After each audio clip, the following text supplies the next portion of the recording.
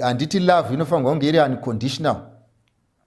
Isusu vakomana tinogona kunge tisina mari, musikana ari ane mari, and they look down upon us. Inini I believe love is unconditional. We must not consider that. Pamusana pekuti musikana anogona kunge achibudirira indisina. Aiwa mnin'ina, havazi kukudira mari kana kukurambira kushaya mari. Ndodzokorora. Havazi kukudira mari kana kukurambira kushaya mari. Aiwa. Pavanenge vachikuramba vari kungoti iwewe uriwe kukwira bhazi, isusu bhazi hatina uri jaira, tajaira mota. Iwewe tikazoti handei kuholiday, instead yekuenda nesi kuVictoria Falls unoti handei kumusha.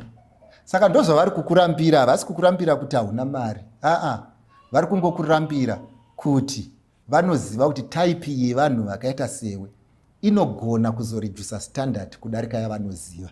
Saka inyaya yestandard yakaemwa yauri kurambirwa, but love is unconditional.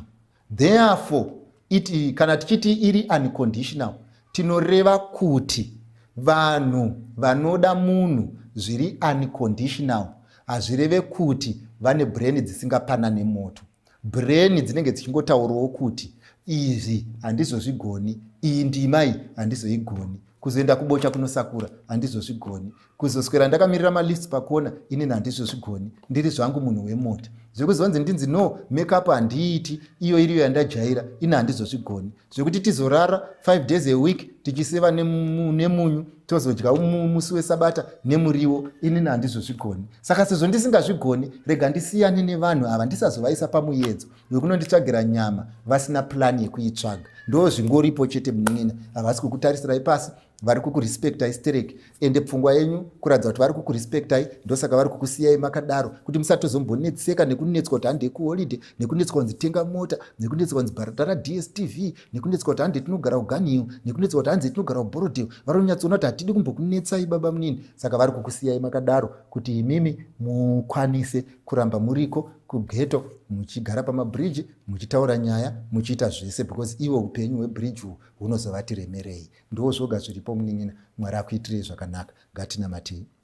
Baba wedu namuponesi musiko wedenga nepasi, tokutendai nevanakomana nevanasikana venyu, vaitirei zvakanaka, vachengetedzei, vapedzi nopanana moto. Muzita raJesu ndinonamata.